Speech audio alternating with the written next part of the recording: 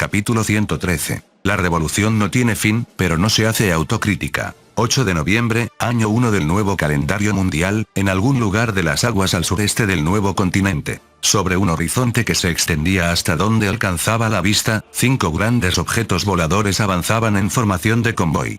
A primera vista, se asemejaban a los grandes hidroaviones utilizados por el Estado Sagrado de Tasman, pero sus diseños eran distintos. Tanto como pueden diferir los diseños de los buques de guerra de diferentes naciones. Eran naves de evacuación procedentes de varios países que pertenecían a los antiguos Emiratos Confederados de Tasman. Sin embargo, ya habían pasado 3 meses desde que abandonaron sus tierras. Al no poseer conocimientos de navegación en alta mar, se habían limitado a vagar sin rumbo. El hecho de que no hubieran regresado al continente original se debía a que, al escapar, volaron en línea recta sin mirar atrás. Si eso era fortuna o desdicha, era difícil de decir. Las provisiones que transportaban estaban en las últimas. Aquellos grandes hidroaviones, que casi no necesitaban preocuparse por su autonomía de vuelo, estaban a punto de convertirse en barcos fantasma a la deriva en el cielo del mundo. «Capitán, ¿cómo va todo?» En la nave que parecía ser la insignia del convoy, un hombre con ropajes ostentosos que denotaban una alta posición hablaba con el capitán. No obstante, solo su vestimenta indicaba su estatus. Su apariencia física era la de un adolescente de secundaria según los estándares de Japón. Es posible que pronto debamos tomar una decisión definitiva. Por más que seguían volando, no aparecía tierra firme. Era evidente que la comida se agotaría pronto. Lo que sucedería dentro de las naves una vez que el alimento desapareciera era una realidad en la que nadie quería siquiera pensar. Si aún se mantenía una pizca de disciplina a bordo era porque los suministros todavía no se habían acabado del todo y porque solo una ínfima parte de la tripulación conocía la cantidad exacta que quedaba. Nadie quería imaginar qué intentarían comer los humanos desesperados una vez que el hambre hiciera mella. Ya veo. El joven noble bajó la mirada. Había sido el deseo del emir que su hijo, el único heredero, escapara del desastre, pero resultaba difícil saber si aquello había sido realmente una salvación. Al ver su expresión sombría, impropia de su edad, el capitán pensó secretamente que tal vez habría sido mejor para el muchacho quedarse en su patria y morir junto a sus padres. «Capitán. Se ve humo». «¿Qué?» Siguiendo la dirección que señalaba el tripulante, el capitán vio varias columnas de humo elevándose en el horizonte.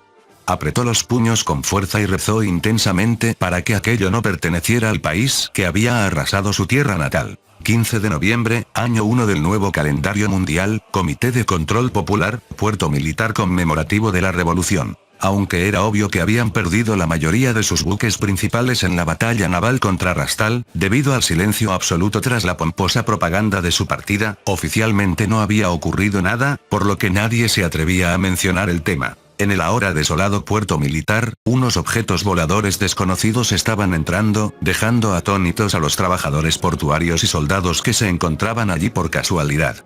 Escoltándolos entraba la flota de gestión revolucionaria del Comité de Control Popular, lo que en un país normal llamarían Flota de Defensa Nacional o Fuerzas Regionales. La composición de esta flota, según la terminología de la Tierra, consistía en 3 cruceros pesados tipo post-tratado, 2 destructores líderes y 8 destructores de flota.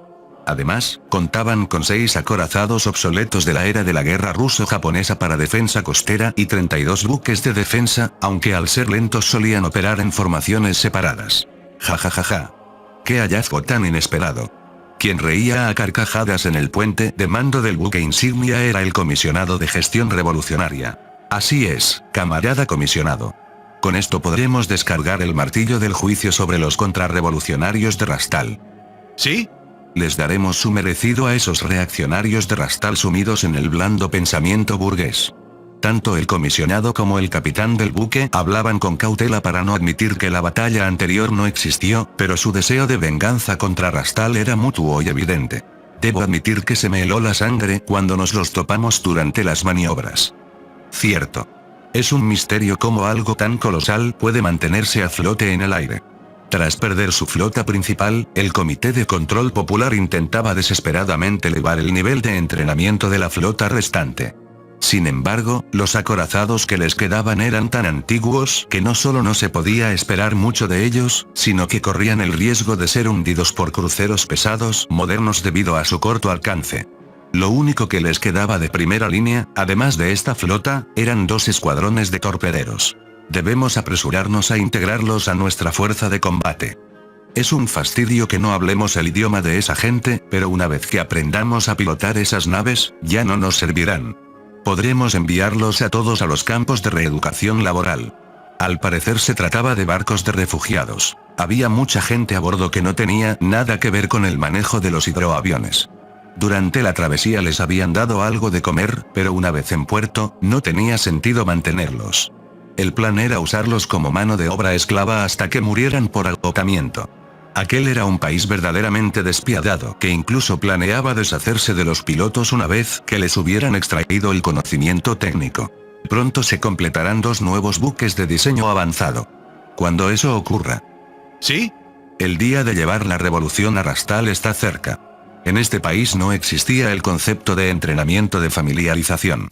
Se asumía que un soldado perfecto y feliz, al recibir una herramienta terminada, debía ser capaz de operarla al 100% de su capacidad de inmediato.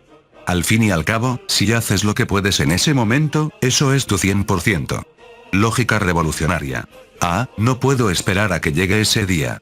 Nadie sabía aún si las desgracias de Rastal continuarían. 16 de noviembre, año 1 del nuevo calendario mundial, aguas cercanas a Rastal, tercera flota de la Real Armada de Rastal. Con los buques de la primera flota en dique seco y la segunda flota en proceso de remodelación, la responsabilidad de la tercera flota como única fuerza de combate activa era inmensa. Por ello, hoy también se dedicaban intensamente a patrullas y ejercicios. Parece que el próximo buque de defensa aérea de la flota será importado, comentó el comandante de la flota con su estado mayor en el puente del buque insignia. Tras ver ese desempeño tecnológico tan abrumador, creo que no tenemos otra opción. El oficial que intentó involucrar a la flota de la APTO en combate durante su visita ya había sido degradado y se encontraba en el puerto clasificando documentos irrelevantes. Pero el problema es el precio. ¿Por qué un buque clase crucero ligero o pesado cuesta lo mismo que un acorazado? Un destructor Aegis cuesta aproximadamente 140.000 millones de yenes. Un Type 45 británico, unos 240.000 millones. En comparación, aunque las cifras varían según la inflación, se estima que un acorazado clase Yamato costaría hoy unos 280.000 millones de yenes, y un clase Yowa unos 800.000 millones. Rastal, al unirse a la ACTO, solo podía comprar a Japón, Reino Unido o Estados Unidos. La oferta de Japón es, por mucho, la más barata. A cambio, tiene el alcance más corto y sigue siendo caro para su tamaño. Japón había ofrecido, por supuesto, destructores clase Akizuki.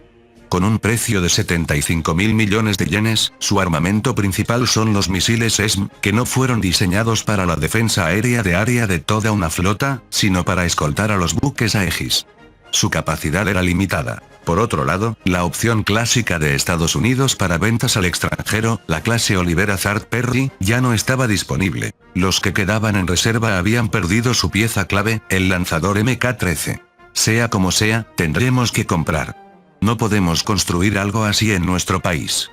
Asgard parece haber decidido importar casi todos sus aviones. Supongo que nosotros seguiremos el mismo camino. No habrá divisas extranjeras que alcancen. Me pregunto cómo las conseguiremos. Bueno, eso no es problema de un militar como yo, pensó el comandante de la flota. Fin del capítulo 113. El link a la historia del autor estará en la descripción.